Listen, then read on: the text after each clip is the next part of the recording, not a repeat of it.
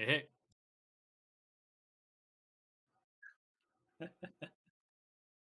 we yeah, we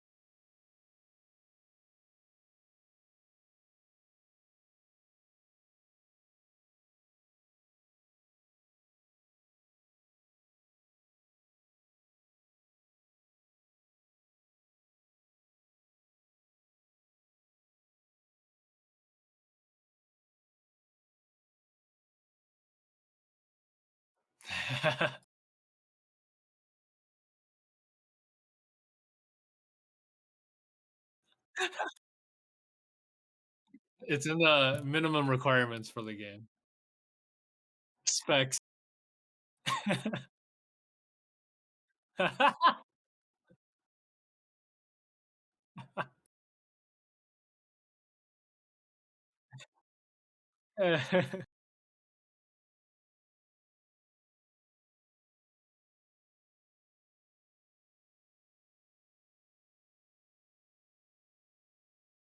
Okay,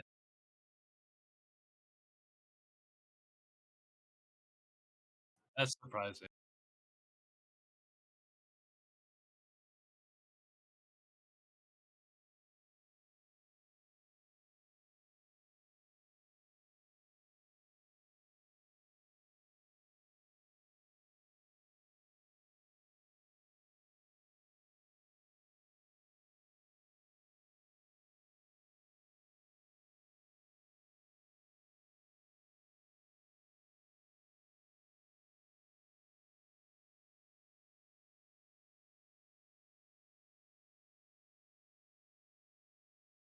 That's crazy. Yeah,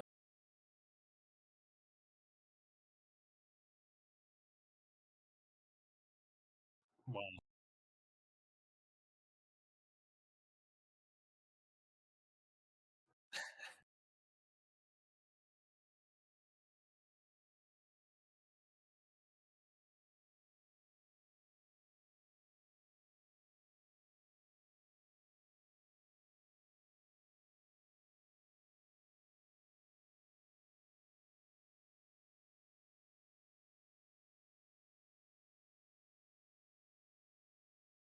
okay.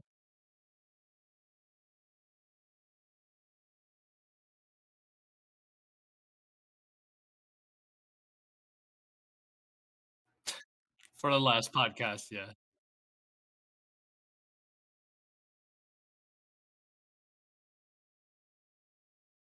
Yep. Are we scrapping the last episode? Or oh. Okay, okay. We'll throw it yeah, we'll change the headline. Yeah, right, right.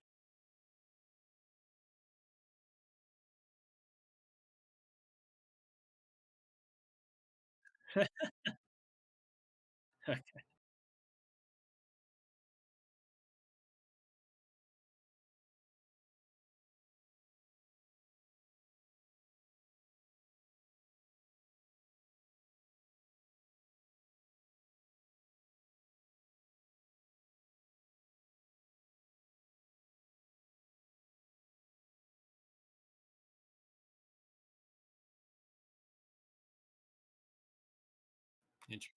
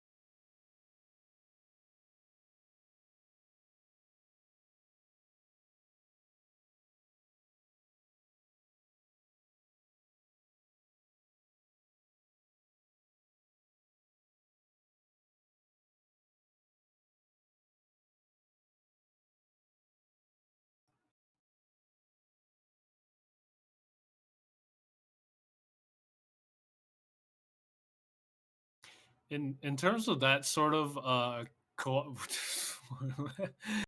so your mic, okay. Yeah, in terms of that sort of asymmetrical co-op where you really work together and move through an experience, yeah, that is definitely unique. I really seek out co-op games a lot, and it's definitely, yeah, the best in that class. So there is, yes. So going into, can you hear me by the way? I can, Am I heard? yeah, Test yeah, yeah, test. you're Okay, good. great. Uh, in doing so, there's a lot of like proficiency things, right? We were talking just off camera about platformers and proficiency. I noticed some really interesting things when playing. I actually recorded the whole audio just for myself. I didn't tell her at all. I put my phone down in between the two of us and put a whole audio recording. Trust issues about to Well, pop yeah, up. for me, kind of. I needed to make sure that, one, I wasn't shouting. I Yeah, wanted to yeah, make sure yeah. that I wasn't. I had real clear goals. My goal was to never take the controller off of her. It was like I'm never going to go and try to solve a puzzle for her. I never wanted to be the one that would like straight up just like walk into the area, leap to the conclusion, and then just say, let's just solve it this way. I did maybe once or twice, but like just I didn't do it always, right? And I tried to allow her to find the solution more than anything else. Right. Um, and in one point, we actually got stuck together, and she got me to the other side of the puzzle, but I didn't hold up my end of the bargain because I kind of just cheaped out on the whole thing. I just said, "Oh yeah," because as a player, I was paying attention to what her character could do and what her character could do in this moment, and never thinking about what is my character going to do here. Like, how do I complement this? And the game is surprisingly hard for what it is. I really thought it was going to be a total waltz, but no, it's actually got some decent platforming tricks and actually I think there's some parts that have like a high skill ceiling. You're like, oh man, I can actually like test myself a little here. Do you remember up to the first boss, the vacuum boss? Yeah, a bit, yeah, with nails So jumping around. yeah, so we played just after we played to just after that, where you get the nails and the hammer and stuff like that. Yeah. And I was surprised at the boss because I was true like, no, we need to work together here, and if we don't, we literally can't complete it. I can't actually do this by myself. Like I noticed that there wasn't really a way that I could um seriously, just like one person the Right. boss by myself. And I thought that that was super interesting because that's just great design. Like it forces the function where like your high skilled partner can't just go and, bulldog the whole thing and just Yeah. do it for you. But it really did lead up into some serious skills. The death mechanics then really shone through, which were awesome. She died a considerable amount of times. I'll have you know. She couldn't do the jumping with the rings, so the boss like hits their Oh, fist into the ground and then like lets out these radiating rings, shockwaves. Yeah. these two shock waves, and she would just get hit by it all the time. Her jump accuracy was really bad. It was not good, but I would actually put that at fault of the game in places where jump accuracy feels really strange. So what they don't seem to do is any of the Crash Bandicoot stuff of you get one frame forgiveness as you're falling. So the invisible floor trick, as like you get to the edge and you fall, just like you just get to that edge and you start falling and you jump, Okay, yeah. the game gives you an invisible floor. It Right, gives right. you that ability to go and say, okay, no, I'm actually going to, you can jump here. Like you're not Right. just gonna like fall into the ground, right? And a term for that is coyote jumping, like wily coyote, being able to jump midair. Thank you. Yes. Um, you could, but it caused like a double jump. It was the second jump of your double jump. So your character would just start flailing all over the place because your character does these spins when you do your second jump. But Oh, okay. so I that was how I noticed that it was happening for her, that she was walking too far off of the edge, and then mashing A, but the first jump that she would have was just her second jump, so that she would never be able to make a lot of these gaps.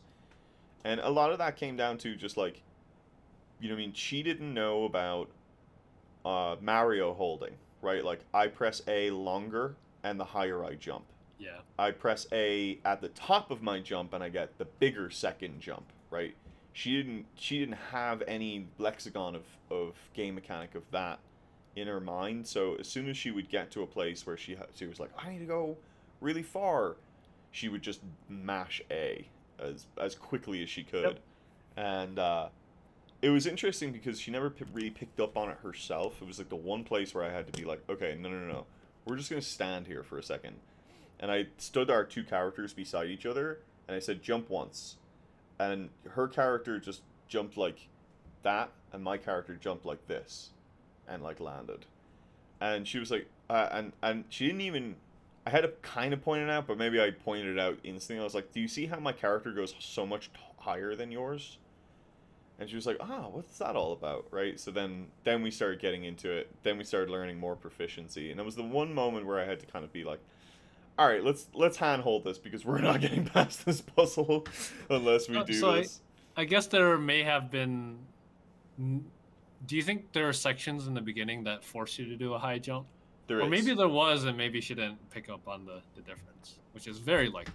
This it was after that where we had to actually have that conversation, but no, she we at the double jump tutorialization spot, there's like a you do a double jump onto this like small platform, and it's kind of thin comparative to the game, and then you have to double jump and then dash, and Okay. that's where we spent a lot of time. And I had to spend some time too, just like in any games, just like you're learning the base mechanic right there, like what is the core jumping experience, very important. Um, and I spent a little bit of time too, but then you know, I mean, 3 attempts and I'm over, right? You know, probably shouldn't have taken that long, but I was just testing waters at the same time too. Um, Took her a lot longer, and we tried to like do double backs. So like I just, you know what I mean. So like I kind of wanted to like have her try to jump Oh, back to the other platform to I kind of be see. like, hey, like, you know, conquer this, right? Like conquer this section. But we had been there for like 10 minutes, and it is like the first 5 minutes of the game. So I just kind of said, okay, let's just keep rolling with the punches. Because to be honest, I kind of copped that. Like, how how often do you put double jump sections in your first puzzle? You know what I mean? Yeah. So I was like, okay, this is advanced techniques anyway. We'll get to this, but we'll get to it within context of puzzle, and hopefully just her jumping around the game more will like allow the clogs to click. I can't remember if that was a point where I actually did take the controller over and did the jump. I may have. Fuck, shit. Now I think about it, I might have done it right there. Damn. Sure. But I swear I only did it once. Somewhere. Somewhere I only did it once. I don't remember. God. For somebody that doesn't really play games, yeah, a 3D platformer and a double jump dash, that's it's gonna be hard. Mm-hmm. I don't know about you, but like, how do you, have you ever had that where they just mash the button? You know what I mean? Yeah. Yeah, no, I was definitely thinking of parallels because right now I had been playing Cuphead with my wife, and I have played Cuphead with played it. I played it once before. I played it when it came out with a friend who was just as hardcore as me, and we wanted to speed run it and just like Absolutely, yeah. yeah, and do Demolish that everything perfect. game. Be Yeah, pro. exactly. Because And now, it's a high skill game. yes, Cuphead is a high skill game. for sure.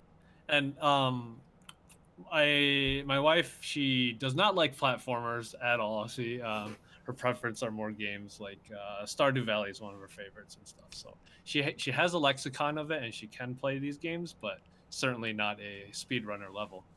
So Yeah, not in the Stardew Valley world. Not yeah. speedrunning And, shit there.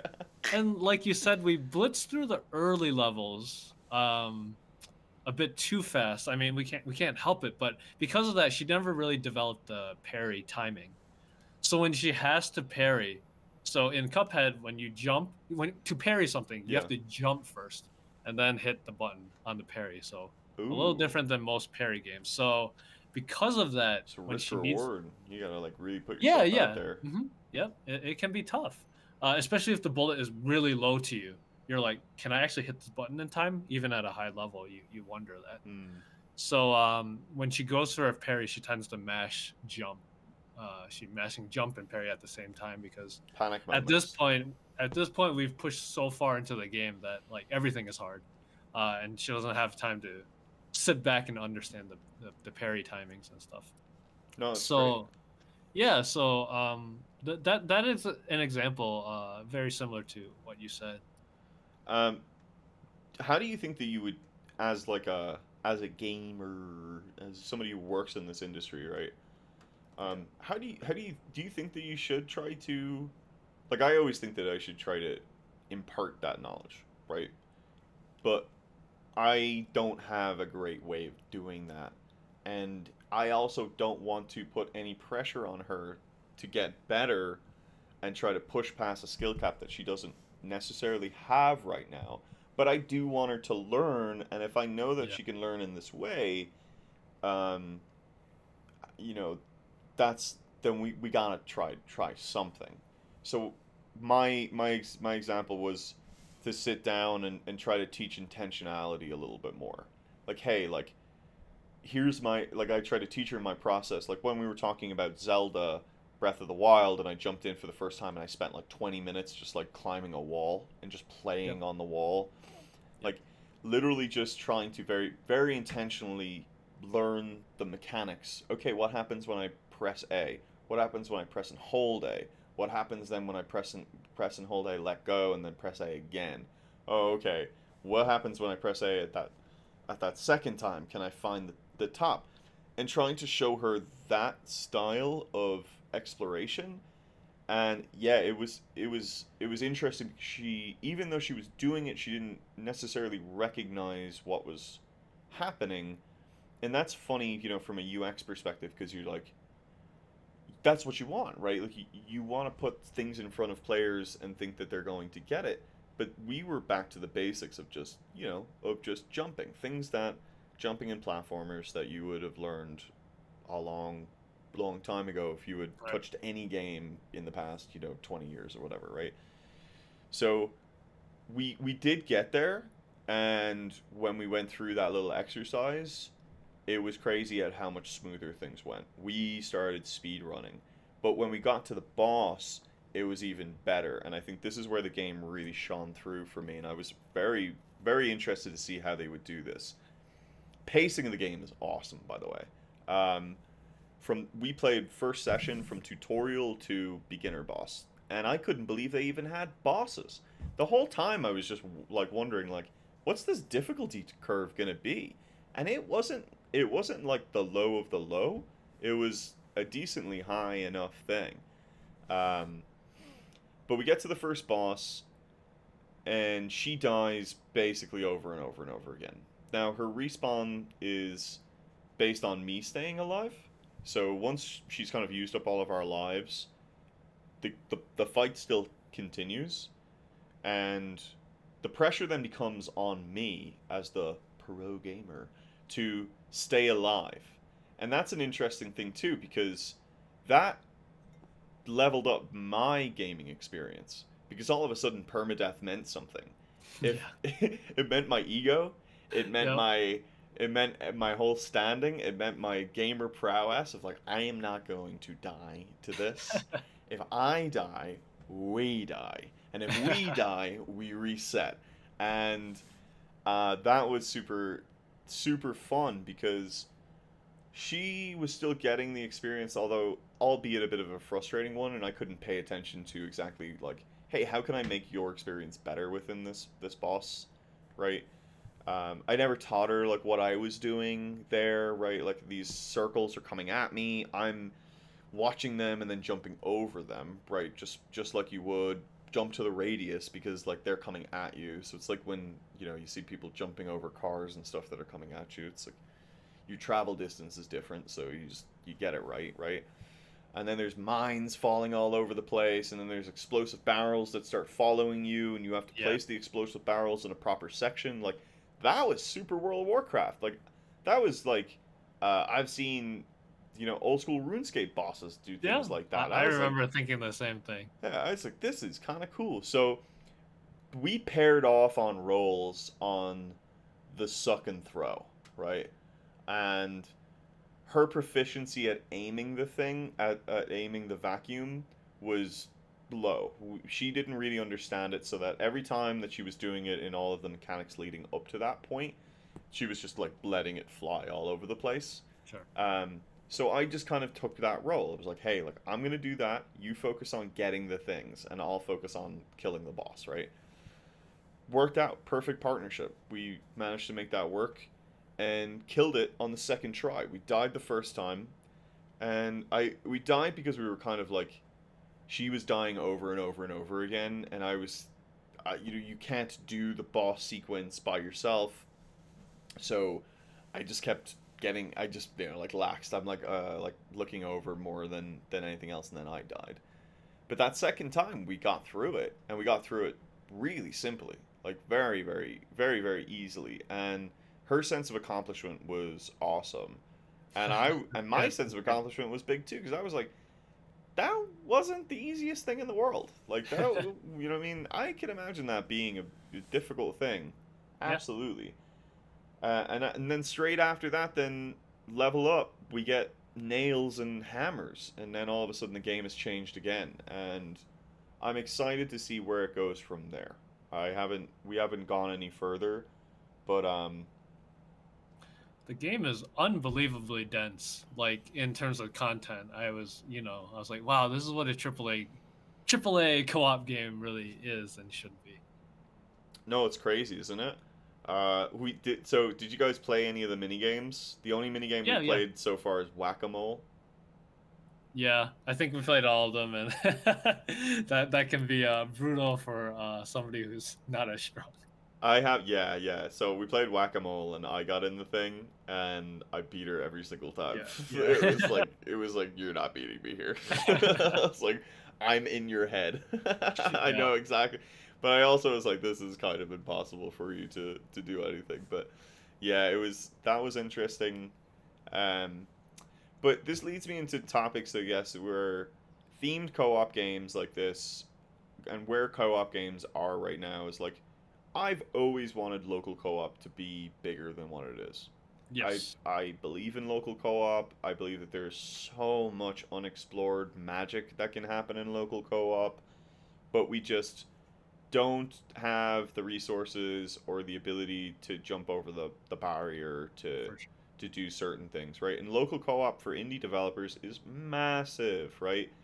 You can sell a game off of local co-op and then say I'm going to move it to multiplayer afterwards if you give me the cash, right? If you can show off a multiplayer experience that's true and in your face and very clear, you can have a premise that is better than most of the things out there. What I would say is that Cuphead is the same game if you're playing one or two, right? Like I don't think that you need two players to play that game, No, and that's how I feel like most kind of co-op games are at times. It's not really co-op. It's like, nah, one person could just play this game.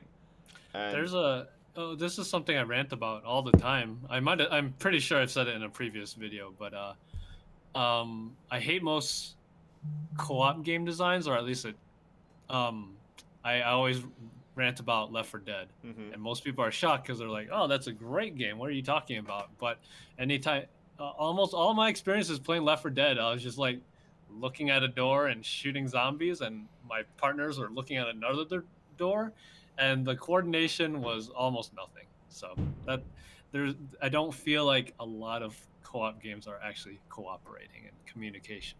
That's the fun part. Super interesting that you say that because that's how I feel the exact same. It's like, and that leads into Left 4 Dead's biggest problem that always happened, which is like one person just running the fuck ahead Yep. and leaving everybody else behind because there is not a lot of synergy between characters. There's supposed to be synergy between inventories, but players don't utilize secondary inventories in the same way. Yeah. Difficulty is a forcing function of having to ball. Like, yeah, sure, you threw enough zombies at me that, like, literally I can't handle this. So, I can't parkour my way around the place. I can't skill my way out or just, like, knowing good drops or placing good items. And so, but that's not necessarily the best design ever either. And yeah, like I also don't know if it's if like Portal 2 is obviously a great example of like great co-op design, I would say too, but I also don't know, a lot of that was like pattern recognition within your own section, which is Portal, I guess, right? Like you're in this one little area, you've done some sequence to get to this point. Now you're here, you're over there, and this is your resources, and we have to go to that goal. So how do you do that with what you've got? And you can make the decisions, but what happened in that game is that they really split you from the other player a Yeah. lot. So all of a sudden you are automatically both on individual tracks rather than actually like, hey, like maybe I jump on your head or maybe you like hold this thing up and maybe I jump on that and then I can walk and you're my platform and like you mean there wasn't a lot of crossover. It felt very prescribed of like Yeah. of how you solve the puzzle within that co-op experience, and your success rate was about knowing that pattern. And that was always a big failing for me in that game because I agree. if your partner just didn't see it, you didn't see it, right? And then all of a sudden it's that thing of like, give me your controller, like you know what I mean? Because those are the moments that you're trying to take away. Like you're trying to allow everybody to have their own pattern recognition, but also allow the two people to come up with a solution that works for your puzzle, uh, but allows them to collaboratively bring that together. And Totally. I just don't think that I don't know if either of those two Valve games really hit that home. Um, Design wise, I think yeah, the one of the easiest ways to create co-op is just make it asymmetrical. Like I can only do this and you can only do that, and that's definitely the easy way to do it. And certainly, It Takes Two does it. But if you can do an organic design, it really is beautiful. To me, the best co-op game is Monaco, which mm, is a four-player heist game, and it's pretty organic. I mean, you do have different roles, but that's not where the co-op happens. The co-op happens is in the beginning, everyone's looking at the stage, and they're like, and you plan out the heist. You're like, all right, I think we should split up. Two people go here, and then two people do this, and disable the cameras, whatever. But then inevitably, something goes wrong. All the guards are triggered, and they're chasing everyone. Half your team wipes, and the other half of the team is now hiding. One's hiding in a plant, and another's hiding in a vent. And then all four players once again come up with another plan on the fly. They're like, "All right, I need you to take out this guard while I resurrect this guy." So it gets this really organic moments where you're constantly working together and planning and just figuring out the way to beat the level. haven't played a lot of Monaco. Downloaded it a long time ago. Tried to play it one time with a group of people. We didn't even get past the first level. I don't think we even Okay. really got past like the starting screen. Yeah. But that does sound interesting because that's like the Mission Impossible approach, where it's Yes. like, yes, you started a plan, and then the plan went poorly. Now we got to execute a new plan. Yeah. Save this And fucking shit. yeah, exactly. It's a boatload of fun, but I'm gonna make a guess and say that maybe did your group like indie games with really abstract graphics? I feel like that's a turnoff for a lot of people. Now, Yeah, my group at that time were hardcore Counter Strike players. yeah, That exactly. yeah, and we were just like just trying to play something different. out of like pure boredom and frustration because we'd literally just been playing like for forever. Like that's all we played was Counter Strike. We would get on and we would just play CS. That's all we would do. Yep. It would be like if you're not playing as five, you're warming up because we're gonna play five and we're gonna play like we're gonna play ladder later on. Yeah. So like that became like a serious affair for a serious portion of my life, especially the gaming life. This was all before the wait, was it before? It was kind of before playing StarCraft 2, Wings of Liberty. Yeah, it was Okay. before all of that. But I don't know how you get to that level of organic design, especially puzzle design. These are hard things. Like every game designer wants to build an abstract puzzle game. All of my buddies, I mean, who still do games and still make games, they're constantly thinking about it in the back of their mind of like, what does it mean to make an abstract puzzle? Can I make something interesting? Like, guys use dice, cards, and just try to do interesting things with with these concepts. And I've seen a few nice ones come up from my friends in Denver, and uh, so much so that they've taken it now to the point where they've built out a prototype. They built out many prototypes over the years, but they've built out a prototype there that they're actually happy with now, and they're going to go and take a go of it and try to self-publish it as a as a board game, as a board card Now, game. when you say abstract, do you mean they have all these mechanics in place but no theme yet, like or no strong theme, No, or so abstract puzzle mechanics are like where complexity onboards the more mechanics that you add, right? So that all of the mechanics, depending on how you build and layer them, create a new experience or a new okay, puzzle to play on. So I'll give you this example, right? The match three game that I'm designing with Giant Fox, we're doing redoing our bubble pop mechanics right now, and we've just made a really big pivot into going more Jam City, more Panda Pop, which Panda Pop specifically has characters that have abilities that are based off of color, and the more that you yeah, fill up, the more that you collect that color, the more you fill their bars. But you could tap and start them at the same time, and combine those abilities. Now there's another game called Simon Cat Pop whatever that basically just came out and ripped their whole mechanic. But what would you say if you had an explosion bubble thing that when it hits something it explodes in a radius, and another one that when you hit it, it flies up and cuts like a little line out. So if you can combine those two abilities, what happens in your mind? the cutting is a little weird, but I guess in general, if you can knock something more into the explosion area, then you can combo it. But I think your split is something different. So there's two ways to think about this, and in thinking about abstract puzzle, how you layer those two could change the ordering of operations. So it's like if I started Right. with the line, well, and then I added the explosion afterwards, well, then does the line go off first and then the explosion happens here? Or if I did explosion first, then line, does the explosion happen and then the line?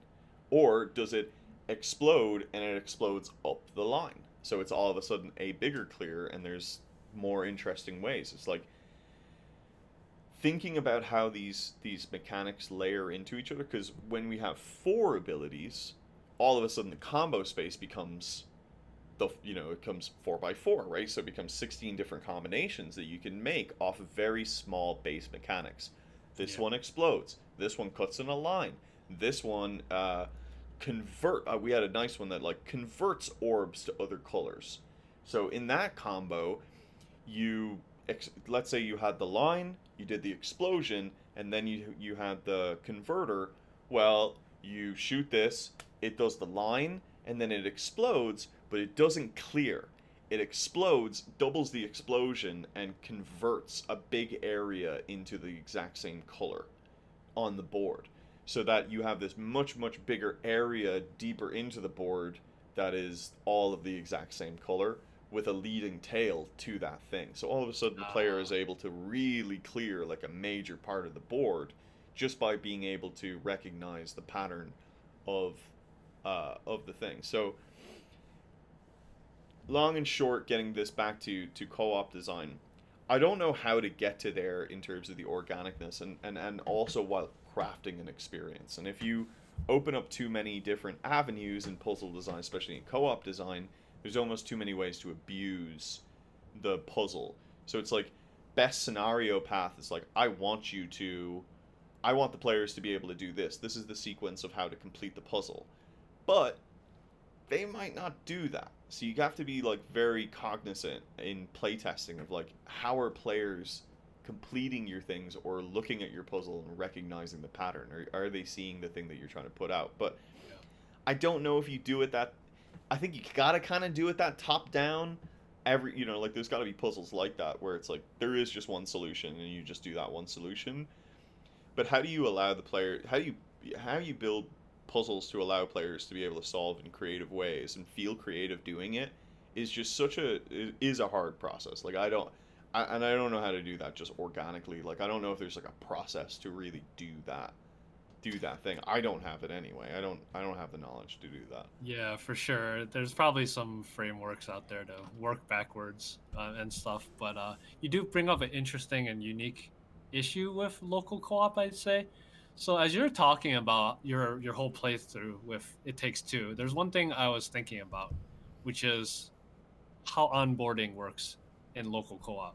So with a normal game, you can control it. You could be like, all right, you're not going to get past this wall unless you can double jump and dash. But with a game, whether it's Cuphead or It Takes Two, it doesn't matter.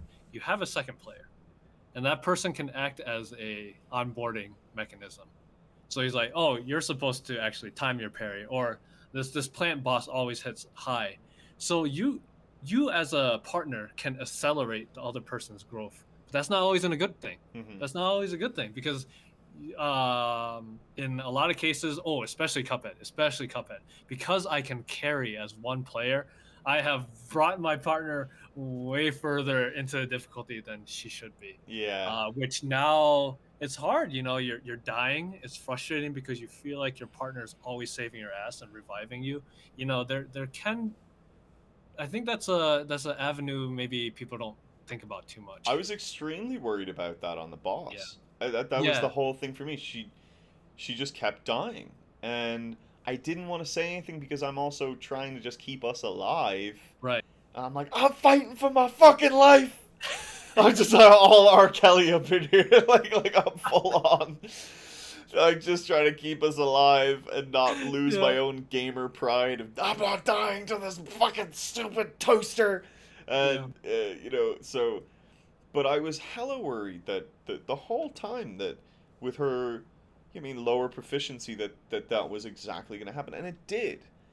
And it did hinder the experience, and I don't Yeah. know how to get over that.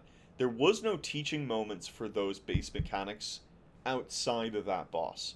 These mechanics were brand new in the Yeah, that's moment true. on the boss. Now, That's true. jumping wasn't a brand new mechanic, right? But having something coming at me as a radius on the ground and having to recognize that, hey, that thing is actually going to hurt me. Like, she didn't even Yeah. make that mental leap. She just saw it and just walked into it the first time. Yes. And then didn't even really realize that she was getting hurt, which was a different scenario altogether as well. Because Wow. in the other side of the game, it's almost permadeath. It's like, or not permadeath, right? But it's like one tap you die. Like, oh, I fell off the edge, I die, I reset. Oh, you bonked me in the head with my thing. It's like, all right, well, I'm stunned, right? But I'm not hurt. I don't have a health bar, and that was really interesting to just like all of a sudden the game mechanics really shifted in this one hyper moment that was supposed to be building up to this place, and a lot of the things were building up to there, but so I'm worried about that going forward, and that's the biggest thing. It's like as a gamer boy, like I don't know how to how to do that, but without like making then the other part of the experience bad for my partner, where then like I'm now having to sit there and teach her other mechanics, and I just don't want to ever take that controller away from her. I don't want to I don't want to take the autonomy away from her in her play. Like, that's your character. That's who you're playing. It's not me playing 1.5, right? Like, I'm characters, you know, like we're playing together.